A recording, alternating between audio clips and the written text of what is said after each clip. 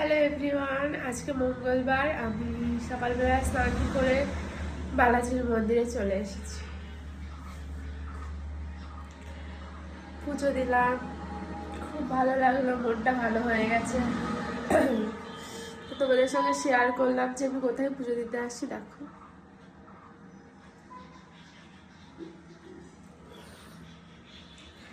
আগে তোমাদের সঙ্গে একটা লং ভিডিও শেয়ার করেছিলাম, তার জন্য আজকে এইটুকু শেয়ার করলাম। যারা লং ভিডিওটা দেখেছো তারা বুঝতে পারবে, ঠিক যারা দেখোনি তারা দেখে নাও। আমার খুব ভালো লাগছে এখানে এসে।